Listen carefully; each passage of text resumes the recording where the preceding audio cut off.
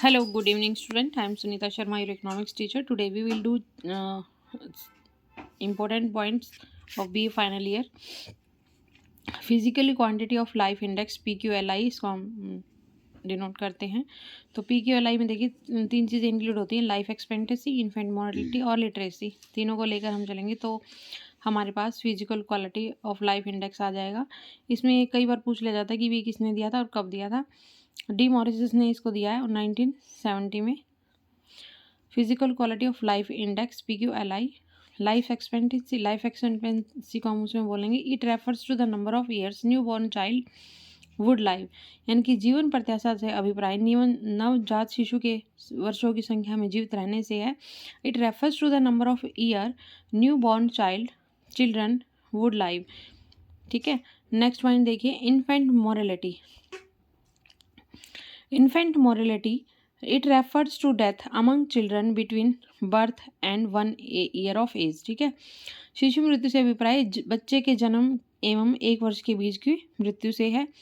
उसके बाद देखिए नेक्स्ट पॉइंट, लिटरेसी हमें साक्षरता से अभिप्राय पढ़ने और लिखने की योग्यता से है।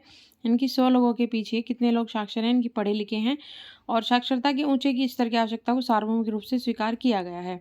तो इसको हम PQLI के शो करने के लिए, PQLI का मतलब है कि सामान्य जीवन स्तर में, जीवन की गुणवत्ता में, क्वालिटी में कितना सुधार हुआ है। Let's see next point, PQLI को हम देखिए कैसे सॉल्व करते हैं। Life expectancy of indicator LEI। Next point रहेगा शिशु मृत्यु सूचक infant mortality indicator IMI। Next point हमारा रहेगा बेसिक लिटरेसी इंडिकेटर BLI। ठीक है, तीनों पॉइंट इंक्लूड करके 3 से डिवाइड कर देंगे तो हमारे पास क्या आ जाएगी PQLI। उसको देखिए एक टेबल के थ्रू देखते हैं।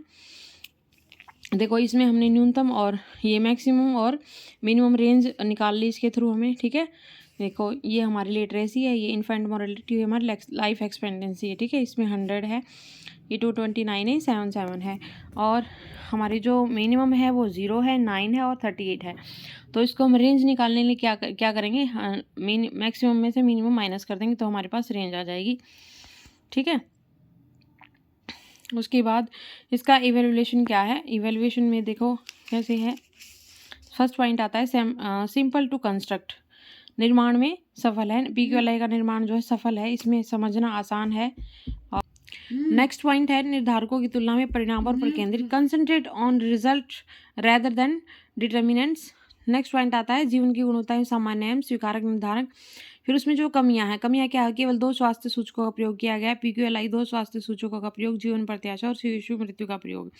नेक्स्ट पॉइंट है समान भार इक्वल वेट। PQLI तभी तीनों जो इसमें इंक्लूड किए, तीनों सूचक जो हैं समान वेट दिया उनको। ठीक है, नेक्स्ट पॉइंट है एग्रीगेट इन नेचर। PQLI और का जीवन गुणवत्ता सूचकांक प्रस्तुत करता है क्योंकि इसमें स्वास्थ्य एवं शिक्षा के लाभ के वितरण के बारे में हमें बहुत कम जानने को मिलता है। उदाहरण के लिए सूचकांक शहरी और ग्रामीण क्षेत्रों के बीच में रहने वाले लोगों के विभाजन के बारे में कुछ भी नहीं करता है। नेक्स्ट पॉइंट देखिए, इसमें हमारा HDI, this is very important point for exam of you. United Nation Development Programme, इसको फुल फॉर्म हम बोलते हैं, 1990 में आया था।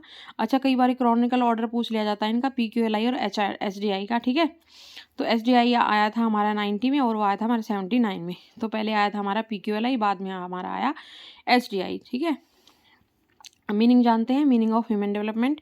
मानव विकास रिपोर्ट जो है 1997 के अनुसार मानव विकास लोगों ने चयनों की विस्तृत करते हुए जो कल्याण के स्तर को बढ़ाने की प्रक्रिया है। Human development is a process of finding people choice as well as raising the level of well being achieved, यानी कि अपने जीवन के सुधार को, जीवन के लेवल को जो है एक अच्छी राइज करने के लिए चुनने की जो इसमें नीड होती है, उसके लिए इसमें गणना करने के लिए इसमें जो 3 पॉइंट इसमें भी इंक्लूड किए गए हैं।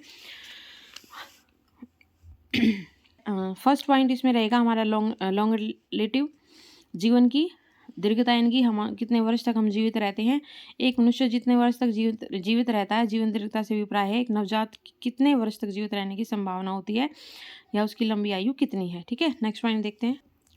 नेक्स्ट पॉइंट इसमें नॉलेज ऑफ एजुकेशनल अटेनमेंट, और उसके बाद इसमें 2 पॉइंट इंक्लूड होंगे, अडल्ट लिटरेसी रेट और इसमें ग्रॉस कंबाइंड एनरोलमेंट रेशो।